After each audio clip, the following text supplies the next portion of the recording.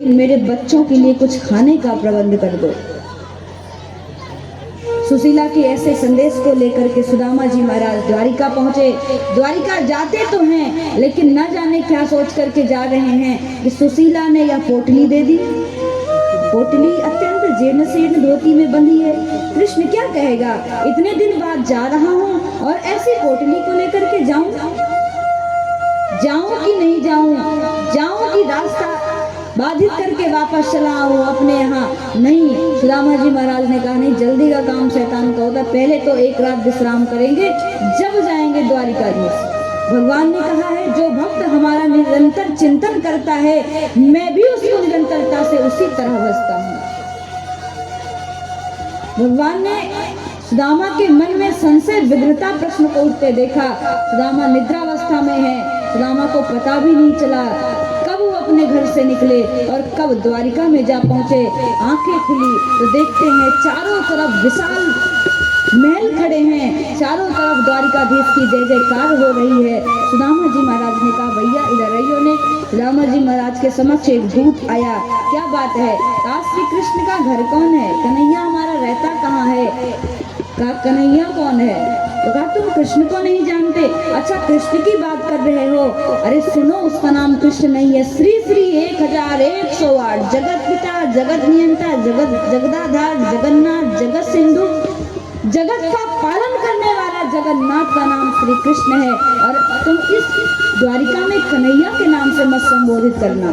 ठीक है, तुम्हारा जो भी राजा होगा, जगन्नाथ होगा, जगत नियंता होगा, श्री कृष्ण होगा, 1108 श्री कृष्ण होगा, मैं कुछ भी नहीं जानता हूँ, लेकिन उसके संग मेरी कुछ समय की विद्वता चली है, कुछ समय की सहपाठिता चली है, वो मेरा मित्र है, आप मुझे उसके महल का पता बता दो। अब तो दूत ने कहा कि तुम श्री कृष्ण के संग पढ़े हो, तुम श्री कृष्ण के संग विद्यालय में रहे हो, तुम्हारे वस्त्र से तो किंचन मात्र का भी नहीं लग रहा है कि तुम श्री कृष्ण के मित्र हो। द्वारिकाधीश है वो, द्वारिका के राजा है वो, जगत के राजा हैं, तुम्हारी मित्रता उनके साथ है, भला क्या वो तुम्हें पहचानेंगे? सुदामा जी बोले कि क्या वो अबे भूल गए होंगे मुझे? क्या मुझे पहचानने से मना कर देंगे? एक बार आप हमारे शब्द को, आप हमारी वेदना को लेके जाओ और उनके समक्ष रखो तो सही। यदि वो कहेंगे कि मैं ऐसे किसी सुदामा नामक व्यक्ति को नहीं जानता, जब तो मुझे आकर के बताना, एक बार हमारे बात को, हमारे शब्द को, हमारे वाक्य को रखो तो उनके समक्ष। कहा बताऊंगा कि कौन आया है दरवाजे पे? कहा तुम ये बता देना कि शीश पगा न झगा तन में, न जाने को आई पड़ो ये है ग्रामा, धोती फटी सी लटी दुपटी, रुपाए उपा नहीं को नहीं सामा। और परिचय क्या देता है?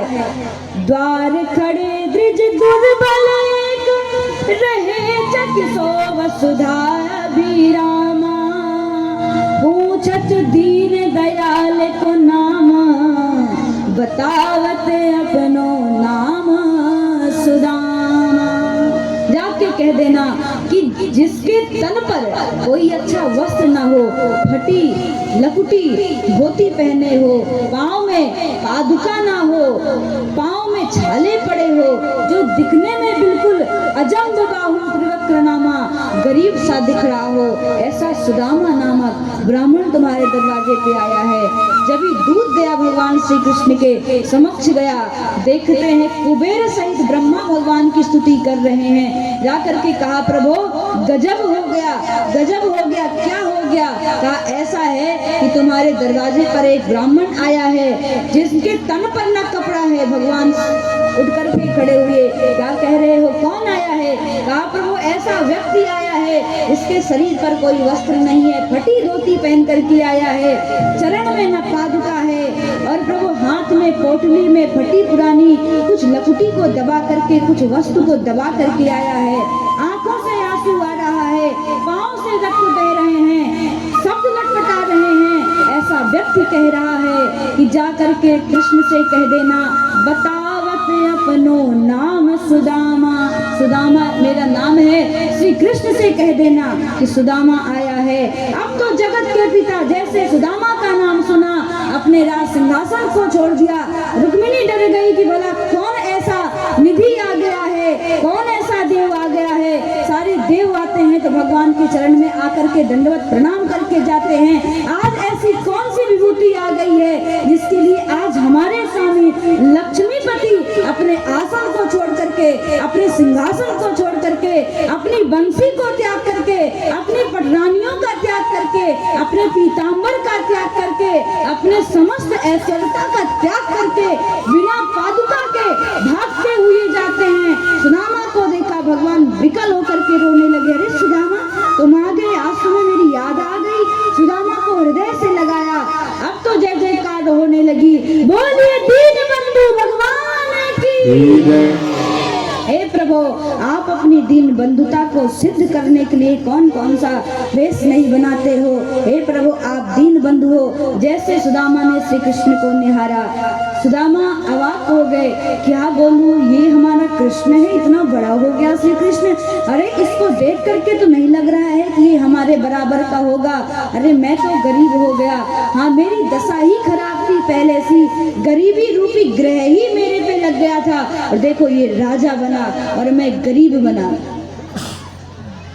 चाहते तो सुदामा जी महाराज को भी भगवान अमीर बना सकते थे, लेकिन कहा कि एक संसारिक धन से कोई अमीर नहीं होता है। जब आवे संतोष धन सब धन धूर समान।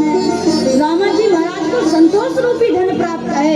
सारे धन को देख करके नेत्र बंद कर लेते हैं। कहा नहीं, ऐसा धन किस काम का जो हमें मुक्त ना करा सके, जो हमें लड़ने के लिए अपना सहभागिता ना निभा सकेगा, ये सच्चा धन नहीं है।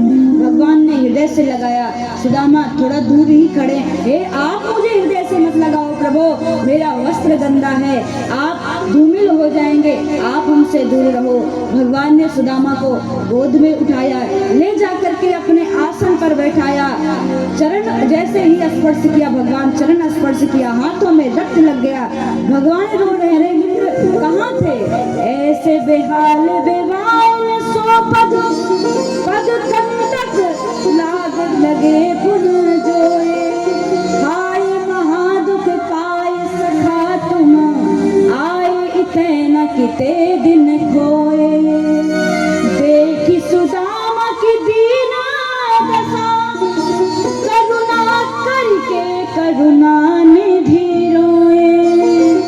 पानी परात के हाथ छुओ नहीं, नैनन के पग से जल धो, नैनन के जल से पग धोए।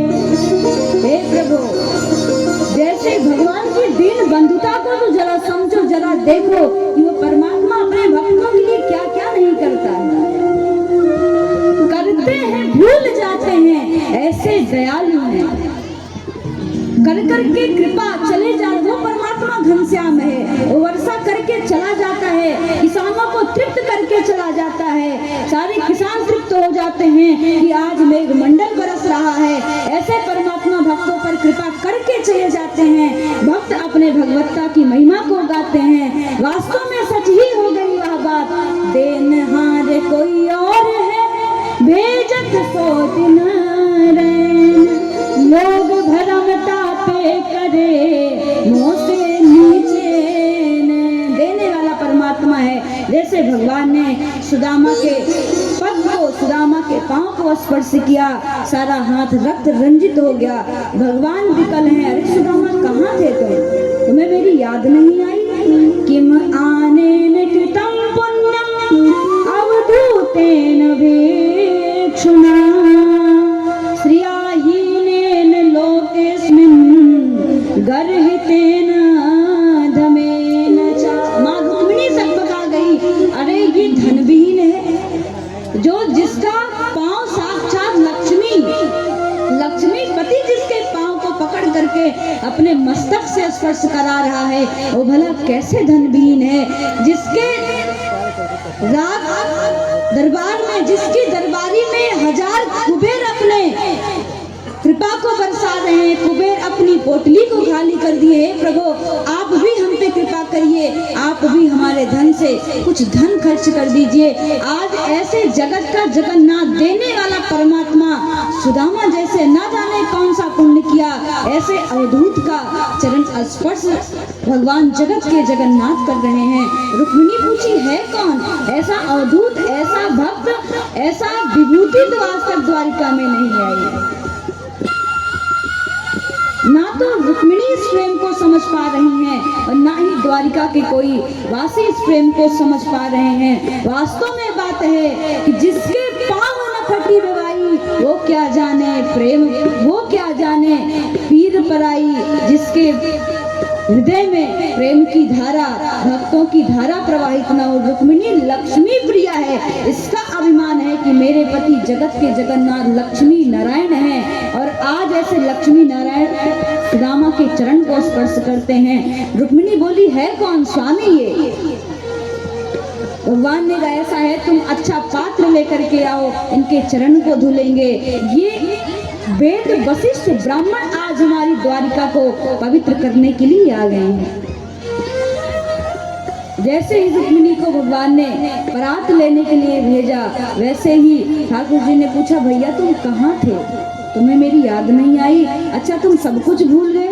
भगवान पहले तो अपने स्वरूप को देखा, फिर सुदामा के स्वरूप को देखा। सुदामा थोड़े से दुखी हैं। भगवान मुस्कुराए, अच्छा भूल गए क्या उस वाली बात को कि जब गौ माता ने चना दिया था और कहा था कि आपस में बांट करके खा लेना? तुम्हें याद ही होगा कि पेड़ पर चढ़ करके तुमने सब चने को खा लिया था, याद है कि नहीं? सुदामा जी महाराज मुस्कुराए, बंद करो यह संदेश गुप्त ही रखा, चुप रहो, ऐसी बेइज्जती तो मत कराओ हमारी। भगवान ने सुदामा के मुख पर थोड़ी सी हंसी देखी। भगवान को थोड़ा सा विराम हुआ, आनंद आया कि हमारे शब्द से यह परम प्रवीण भक्त के मुख पर मुस्कुराहट तो आई। भगवान ने कहा, अच्छा विवाह हो गया तुम्हारा? हाँ हाँ विवाह हो गया। बच्चे हैं? हाँ 2 बच्चे हैं। कहा गृहस्थ लीला बढ़िया चल रही है? बहुत बढ़िया चल रही है। कहा जितने दुबले पतले तुम हो, ठीक उतनी ही दुबली पतली हमारी भाभी भी होगी। अब तो सुदामा जी मुस्कुराए, क्या कहूँ, उन्होंने ही तो भेजा है तुम्हारे पास। अच्छा भाभी ने भेजा है? हाँ हाँ भाभी ने भेजा है। भाभी ने कुछ हमें खाने के लिए नहीं दिया? सुदामा जी अपनी पोटली को और संभाल लिए, नहीं कन्हैया मैं जल्दी में निकल आया, वो कह रही थी कि जब जाना द्वारिका तो मिल करके जाना, और मैं चलाया उसे मिला नहीं, देती जरूर तुमको कुछ। तो कहा सच कह रहे हो? हाँ हाँ कन्हैया सच कह रहा हूँ, तो कहा झूठ बोलूंगा? तुम्हारी भाभी ने तुम्हें कुछ भी नहीं दिया? भगवान ने कही, ये हाथ में क्या ले रखे हो? अरे कुछ नहीं, मैं रास्ते में आ रहा था, मैंने कही द्वारिका ना जाने कितनी दूर होगी, तो मैं अपने लिए कुछ खाने के लिए कुछ चावल लेकर के आया हूँ। भगवान ने कहा नेक दिखाइयो तो जरा।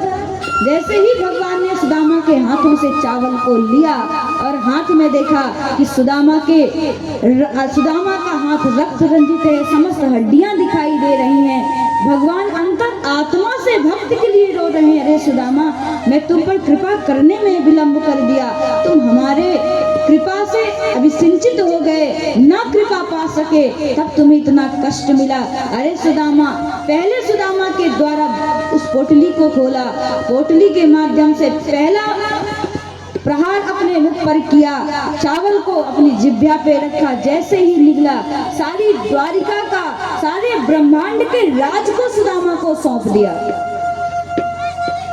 आकाशवाणी हो गई, हे प्रभु देनहार आप हैं, थोड़ा सोच समझ के दीजिएगा, कहीं आप देने में इतने मस्त ना हो जाओ, इतने आनंदित ना हो जाओ कि स्वयं की दशा सुदामा जैसे ना कर लो। सुदामा के मात्र 2 बालक हैं, तुम्हारा 56 करोड़ का यदुवंशी परिवार है, तुम्हारे द्वारिका में भूखमरी फैल जाएगी, ठीक से देना। पहले कौर में, पहले पान में बैकुंठ को दे दिया, दूसरा ग्रहण करने ही वाले थे। रुक्मिणी आई, हे प्रभु पेट खराब हो जाएगा, चावल बहुत ज्यादा मत खाओ, सबको प्रसाद बांट दो, ये भक्त के द्वारा लाया हुआ प्रसाद है, आप हम समस्त पत्नियों को भी तो दे दो। भगवान मुस्कुराए, कहा या प्रसाद ले जाओ, एक एक पटरानियों को बांट करके जाओ, या उन ब्राह्मणों के घर का चावल है, जिनके यहाँ हमारे नाम की गूंज उठती है, जिनके घर में हमारे नामों को गाया जाता है। हमारा द्वारिका ऐश्वर्यशाली है, हमारा द्वारिका धार्मिक नहीं है। द्वारिका के यदुवंशी अहंकार में थे, अभिमान में थे कि हमारे पिता भगवान जैसे हैं, द्वारिकाधीश हैं, जगत के राजा हैं। तो कहा द्वारिका अभिमानित हो गई है, इसलिए ये एक वशिष्ठ ब्राह्मण के घर का अन्न है, इसको लेके जाओ, एक एक द्वारिका वासियों को बांट दो। रुक्मिणी ले गई, समस्त द्वारिका वासियों को, समस्त पटरानियों को बांट दिया। भगवान से सुदामा जी पूछे तुम्हारा विवाह हो गया क्या? ये बड़ी सुंदर लग रही है, इनका परिचय क्या है? भगवान मुस्कुराए, परिचय दे दूं? हाँ, परिचय क्या है? ये कहा हमारी धर्मपत्नी है, ये तुम्हारी धर्मपत्नी है। बुलाइयो ने एक आशीर्वाद तो दे दूं। भगवान ने कहा रुक्मिणी पूरा परिवार लेके आना तो सुदामा जी के समक्ष। अब तो रुक्मिणी गई, 100 को ही बुला के आई, कहा खड़ी हो जाओ, सुदामा जी आशीर्वाद देने वाले। सब तो लाइन से खड़ी हो गई। सुदामा जी सौभाग्यवती भो, पुत्रवती भो, अखंड सौभाग्यवती भो, पतिव्रता भो, सारे आशीर्वाद को दे दिया। सारे आशीर्वाद समाप्त हो गए। प्रभु अब कितनी बची है? तो कहा अभी तो 100 है, 16,008 अभी और बची हैं। सुदामा जी महाराज ने कहा हमसे भैया ये नहीं हो पाएगा आशीर्वाद वाला काम, बड़ी देर से आशीर्वाद दे रहे हैं, हाथ दुख रहे हैं, हाथ दुख जाएंगे हमारे, हम ना दे पाएंगे आशीर्वाद। तो कहा तब क्यों कह रहे थे कि ये कौन है? कहा मैं तो जब ही पूछा मैंने सोचा 1-2 होगी, राजा हो 4-5 लाख ली होंगी, हमको क्या पता कि तुम पटरानियों की मेला लगा रखे हो, हम नहीं जानते। ये है तुम्हारी पटरानियां, तुम हो इनके पति। भगवान ने की लड़ाई करवाना चाह रहे हो क्या? अगर मैं कह दूं नहीं हूँ पति तो आपस में लड़ जाएंगी। नहीं, मैं सबका पति हूँ। तो ऐसा है कि ये तुम्हारी अर्धांगिनी है और तुम इन सबके अर्धांग हो। मैंने तुम्हें ही आशीर्वाद दे देता हूँ, तुम्हें आशीर्वाद मिल जाने से समस्त पटरानियों को आशीर्वाद मिल जाएगा। आज उस भगवत्ता को अपनी दृष्टि से निहारो। सुदामा की कथा कोई साधारण नहीं है। सुदामा जैसा गरीब ब्राह्मण उस जगत के परमात्मा पर अपना हाथ रख रहा है कि आशीर्वाद मैं दे रहा हूँ कि तुम्हारे यहाँ धन की, ऐश्वर्य की, माधुर्य की, साम्राज्य की, पद की, प्रतिष्ठा की, प्रसिद्धि की कभी कमी न हो। आज सुदामा भगवान को आशीर्वाद दे रहा है। बोलिए भक्तवत्सल भगवान की।